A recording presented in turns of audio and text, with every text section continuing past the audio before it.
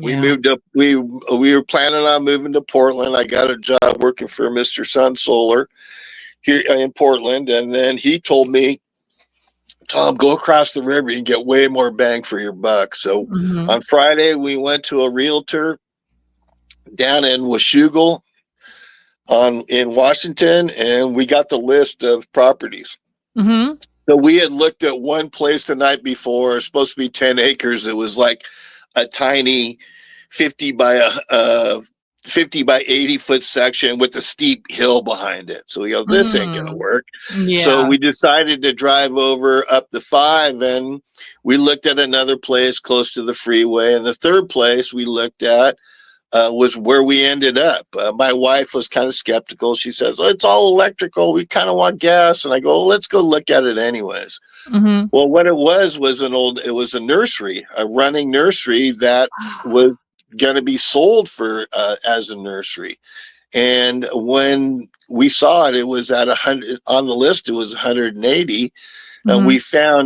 We went and talked to the guy. He was there when we went and looked at the property, and we bought Hmm. it that night. He said the day before he went from 230 to 180, and we bought it the next day. Perfect. It took us a while for everything to be finalized, and the prices were going up, and people were giving him bigger offers. And my wife, in total Paula fashion, called the state of Washington, the realty board, and said, hey, what can you do about this? We've already signed the paperwork, everything, and they're trying to push this out. And Mm. the Washington realty board jumped in and, said they told them they can't do it, that we had already signed the paperwork. And we bought the property here Mhm. in Brush Prairie, Washington, and we moved in 04 of 04 of 04. So yeah, it was. Wow. We've been here ever since. It was a full blown nursery, so it had everything I dreamt of. Oh my gosh.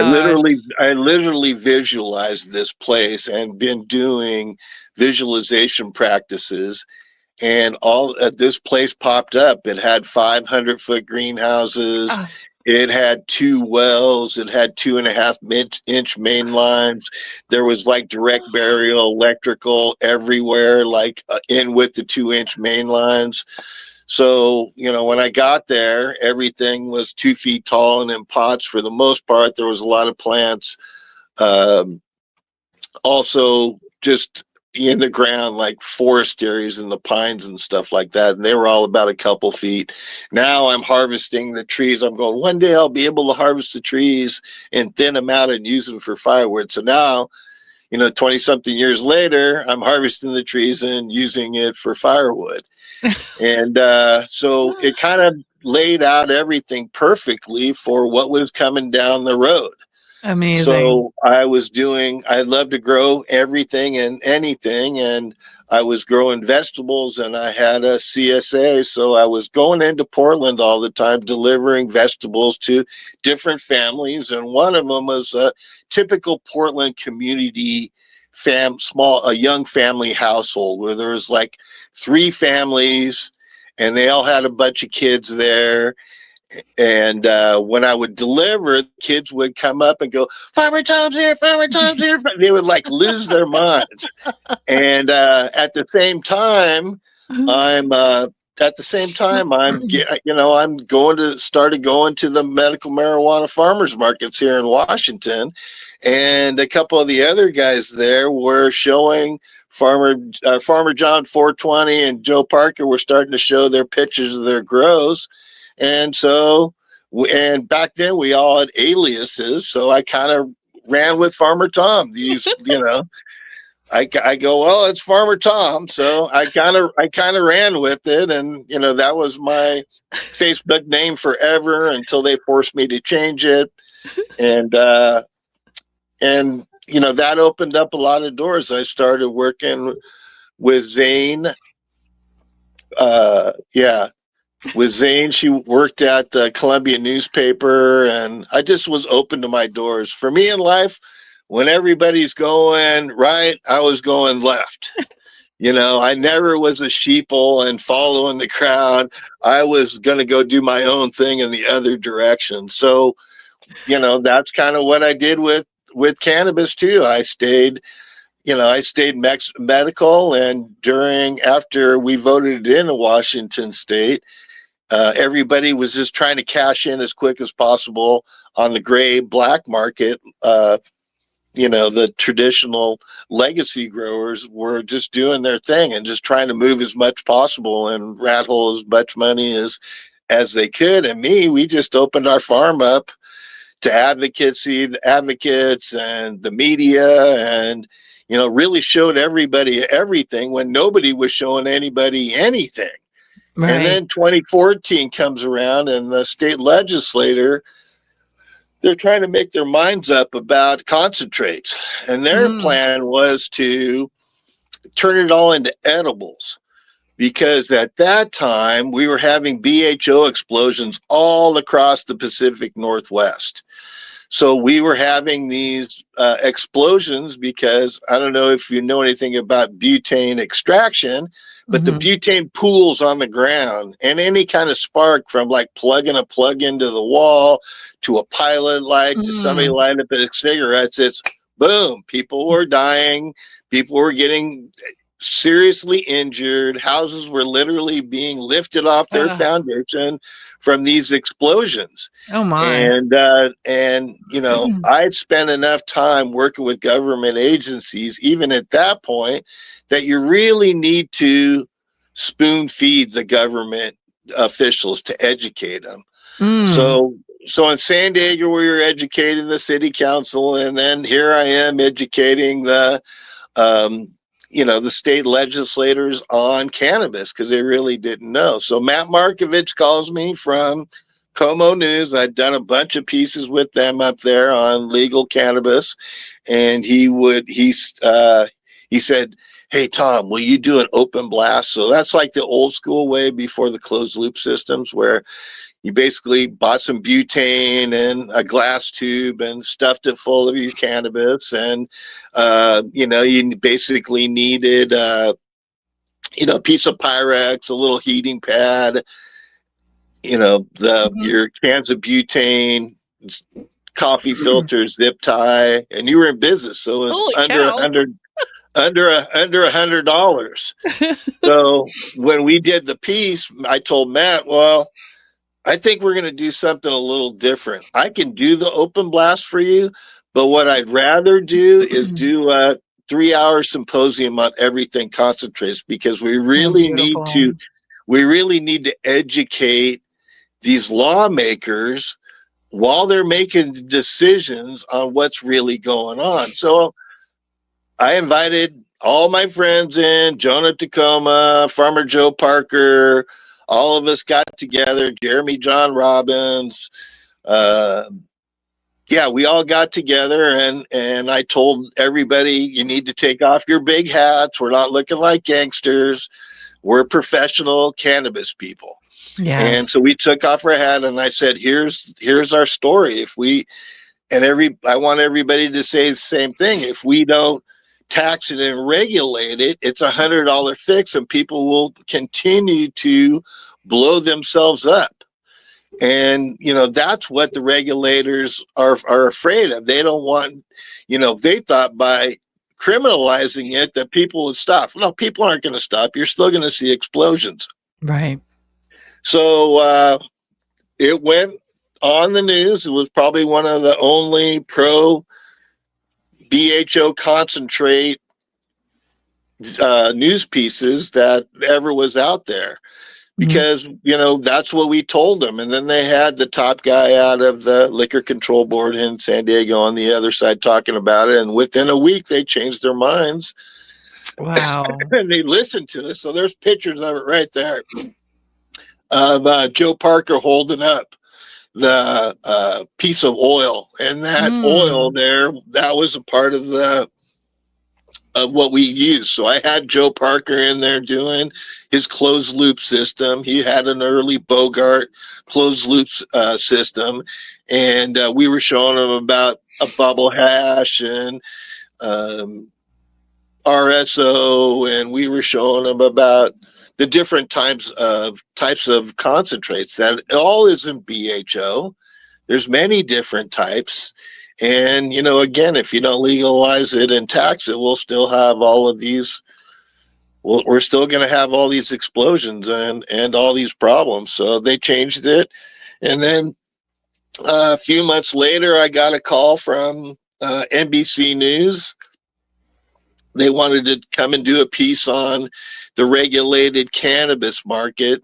I'd done a couple other pieces too. I did a weed maps piece for opening day of cannabis with Gil from Weed Maps, and Gil always told me, he said, "Man, they want to see big plants and like you're going through a jungle." So he gave me a lot of good early tips back then. And so I had, from doing all these news pieces, the union who was petitioning here to unionize cannabis workers here in the state, they pulled me aside and they said, "Hey, there's an opportunity here, and we think you and your wife are the perfect people to go ahead and work with the federal government. Are you open to that and do the first federally funded cannabis study?" And I said, "Oh, heck yeah, I'm all about it." Wow. So in June that year, I got on the phone with 10 agents from the CDC, and they, first thing I asked them, "Well, where are you getting your information?" They said, "Oh, we're getting it off YouTube." And I said, "Whoa, whoa, whoa, whoa. That's really not fair to cannabis people who've been doing it a long time. Why don't I'll take you on a tour of all these facilities my friends own and run." And they go, "You do that?" I said, "Oh, heck yeah, for sure." So I kind of organized it. And then they came back and said, "Well, our law team said we can't do that. But what we can do is make your farm a secure location where federal agents can learn, touch, and study cannabis. Are you Wow. open? Are you open to that?" And I said, "Heck yeah." They go, "Well, we're going to have to do a, full background check." Yeah. I go, "Look, we've got nothing to hide. Me and my wife we stay in our lane. We're medical growers taking care of medical patients. I'm not mailing anything. I'm not running hundreds of pounds across the country. I'm not doing anything. We stay in our lane. We do what we do. We grow cannabis for patients." And we've kind of taken that CSA model back then into cannabis. So people would give us money up front to get started in springtime. And then they could come and visit the plants, because we believe in the people who are consuming to interact with the plants. And we would ask for them if they had any special things that kind of had their energy in it that we would hang up in the greenhouses. And they said, "Oh, yeah." So we would do that. And then come October, we would dry everything and they would get theirs, and always about twice as much as what they paid for. And so we did that for a couple of years. And then when the feds came, so back to the Fed story. Yeah. We came in October, on August 10th and 11th of 2015, we had them on our farm for 2 days. Wow. When James from NIASH, CDC NIASH, came to the farm, we'd been talking on the phone, so we became friends. So I gave him a big old Farmer Tom bear hug, and we shook hands and welcomed him to our farm. And this is the education day, so I thought, man, I have one chance to do something, and I'm going to do it. Bound and determined to do it. So what I thought about is, look, after me, they went to the Mayo Clinic, and then they were going to go to big, huge, multi-state operators after that. And I go, nobody else will do this. Uh-huh. So during the education day, nobody else got the opportunity to educate them for the first time. So we consume cannabis around them all day long. We just to show them that this wasn't heroin, this isn't meth, this isn't LSD. We can put our sentences together. We can give them a really good deep dive into everything. I brought the top processors, the top concentrate makers, the top labs. I brought everybody in, Wow. and for the educational part, And then we did dabs in front of them and rolled joints in front of them too. They didn't want to be in the camera because they didn't want to get the kibosh put on them, but we educated them for 2 days. They even go, I go, well, come on, we're going to go have pizza. And, my friends have a brewery down in downtown Vancouver. Let's go. And so they went with us. And, these are all triple PhD guys who are into health and workplace health and safety. So they got to see us cannabis consumers as we really are in our Beautiful. environment, what we're doing every day. So they got to see it all, and these guys are still my friends to this day. Up until last year, they would call me and ask me, "Oh, we want to check out this hemp operation. Can you find somebody willing to work with us? Can you do this for us?" And I would always say, "Yeah, it didn't pay, but I Yeah. really wanted to normalize cannabis. For me, it really hasn't been all about the money." So that go back up to the cover right there. So that no, go down. Go down.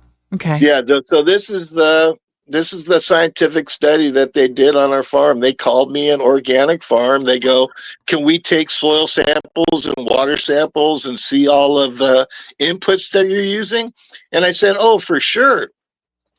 So they took soil samples and they, sent them back to the lab and analyzed them and verified that I was an organic farm, that I was using organic inputs, and there's no harsh chemicals anywhere, on our property. So comes when they came to the farm, we did the education day. That went great. They got a lot of data. And then they came back in October and they wanted to document us harvesting. So we were cutting the plants down, we were big leafing, we were hanging dry, and I had products in every stage. So I had one greenhouse that needed to be harvested. I had products that I had already harvested early. Some were drying and some were ready for curing. So they had us on the first day, it was harvesting and big leafing. The second day was taking all the buds off of the plant, off of the stems. Right. And then the third day was trimming, and then finally it was nitrogen sealing. So we had nitrogen sealers here, and we had a sealer where it sucked the air out and it would seal it up. So they documented that part of it. So Beautiful. so this study is a federally funded study. And it's in the Library of Congress, which is probably one of my proudest accomplishments. In the study, we got the federal government, from what we understand, one of the first times, if not the first time, we got the federal government to use the word cannabis instead of marijuana in a study. And in that, when you open it up, you can download it and look at it sometime. But in there, it says, cannabis, known as marijuana, and then they use cannabis through the whole study, which and we went back and forth with them. I'm going, look, you guys are the premier scientists in the world for workplace health and safety, and you need to use the proper terminology. You can't be using marijuana, a Hispanic slang term out there, to tell the rest of the scientists around the world who are using the proper terminology. It's going to make you guys look bad. And I don't want to make you guys look bad, because all that means is I didn't do a very good job of educating you. And James said to me, Tom, you never used the word marijuana once. And the whole time it was always cannabis, cannabis, cannabis, cannabis. And I got flack for, you're going to get flack for everything these days out in the industry. People were getting on my feet. Tom, Farmer Tom, we fought to use the word marijuana, blah, blah, blah, blah, blah. And I'm going, well, you weren't in the situation that I was. These are federal scientists, and I wanted to use the proper terminology. I didn't want them to look like, like they weren't very well educated, because that would have been a direct reflection on me. So and Coming then from the getting it military, I know how that is. It's like, come on, you do the right thing. I'm your squad leader, so don't make me look stupid. right, Don't make yourself look stupid, and don't make me look stupid. right. So they had a difficult time getting it out. So they put it out, and then it came down like the next day because it was 90. What was it? 2006, and they were having the election that year, and the Democrat and the senators didn't want it to be out there that that Democrats were pro cannabis. Right. So and then it waited a little while, and then Trump came in office, and there was a big stack of. I'm assuming all of this. There was a big stack that needed to be signed by the head of the Department of Health and Human Services, and they just went through and signed them all. Yeah.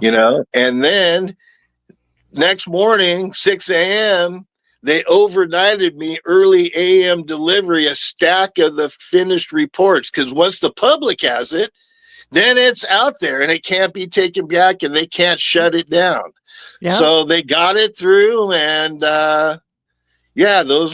those were exciting times in my life, and that kind of launched me. I was already big in Washington State, and I've been on NBC Nightly News and on Squawk Box and 50 different publications and countless. Got a couple little bio videos on me out there, and it's been a wild ride. And then I knew I didn't want to get into the regulated market. And the media, when they came to Washington, they always wanted to talk to me, and this would piss the regulated I-502 market guys. It would just piss them off to no end. And they go, "Why do you keep going to Farmer Tom? Why do you keep going to Farmer Tom?" And I had no intention, because I was listening to the smartest guys in the room, like Dr. Dominic Corman, Dr. Jim McGray, and they're all saying, "Dude, just hold on. It's going to be a race to the bottom." Remember that piece you did with NBC? It was Washington, after 6 months, has too much weed. You would think all the rest of the states would catch on and take note and go, "Oh, we're only going to allow each grow to produce this much." Right? But they didn't learn anything. Washington was one of the first two states, Washington and Colorado, and they still haven't learned their lessons. A year after every state goes legally, head of the news. Mississippi has too much. Michigan has too much cannabis. New York has too much. It just goes state by state by state by state. Right. And so I after that I got into hemp, became a big deal, and people were selling pre-rolls of hemp and quality flowers. So that picture, I had started a school called Hemp Farming Academy, where we taught people to grow at scale quality cannabis. Beautiful. And that lasted for a few years. I think we closed it down a year or two ago. Well, hemp just wasn't as popular, and we weren't able to keep up with the yearly bill that we got from some educational platform. I won't name them. I don't want to do anything like that. But so I started educating people. I spoke at Hemp University. I spoke like all over the place. So in 2020, I was doing a across the country tour, Hemp Farming 101, the good, the bad, and the ugly. And what I learned in between 2019 and 2020 is that there was a lot of scoundrels out there, people who would take advantage and rip off farmers who put their whole life savings into it. And across Oregon, we saw multiple, like double-digit suicides because they had lost everything. Oh my God! And in that first year, it rained like a dog, and it was Yeah, it was a mess. Oh my And gosh. so I did Ashland, and then I went to Salt Lake City. I went to New Mexico. I went to Puerto Rico, came back, went to Puerto Rico. They had called COVID, so I was stuck in Puerto Rico for a couple months. Then I went to, let's see. Oh, I got back from Puerto Rico, and then that's when I went down and did that big grow. So, but for the last couple of years, I just basically been treading water Right. to see what was next. And I do a lot of consulting, and people bring me in, and there's a lot of data mining that go out there. They say, oh, we're going to do this and this and this for you, knowing that I'm a nice guy and I'm going to tell them everything without them forking out any cash. That's kind of part of their business plan out there. So I've seen it many times. Now I insist I get paid up front, or I ain't helping you at all. There you go, Farmer Tom. So pay for that that leads us expertise. to leads us to the highlight, Irvine Labs. In February I met Sean Land from Irvine Labs, and we started working together. He's Schedule 1 bulk manufacturer. That means we can create products for Schedule 1, which is cannabis and mushrooms and mescaline and peyote, and you name all the Schedule 1 drugs out there. And he hired me on as director of production and manufacturing. We work together. We're turning on the lights and getting things prepped. We're in like the developmental stage of opening up our operation and distributing medical grade West Coast USA cannabis and mushroom for pharmacies around the world. So Wow. this is part of the licenses. We can grow, process. We can grow, process, do research, do studies. Run through things through the FDA and finish all the way up to finished product. Plus, we have an import-export license. Oh So, my word. yeah, it's been a wild ride. For me, it's full circle, right? Mm-hmm. I started off with my Folgers coffee can of weed and rolling joints and selling the joints, always being medicinal for me. Mm-hmm. Through the medical deal with Prop 215, still in medical when I go to Washington and educate government agencies up on here to make logical decisions. Right. Now all the way to, the way I look at it is once the piece of work, the study, the HHE from the CDC, Mm-hmm. was in the Library of Congress, there was only one place else to go. I knew I Yes. didn't want to get in the regulated market because, like the writing's been on the wall since before it happened. It was going to be a race to the bottom. All the mom and pops were going to lose everything, and I didn't want to lose. I was one of the first people to put his name and likeness on a cannabis product, and I've had Marvel Comics, and the guy from Nike did my first artwork. And so I had all these early opportunities since we were the first dates, and it's come full circle to now I'm a director of production and manufacturing for a pharmaceutical company. Like, who would have thought such a thing, right? Not only a pharmaceutical company, but a Schedule 1 bulk manufacturer, which gives us all the options of a regular pharmaceutical, except we can work with Schedule 1 products and create Schedule 1 products and ship mushrooms and ship cannabis around the world to agencies that are allowed, like pharmacies, to accept them. So, man, it's been a wild ride.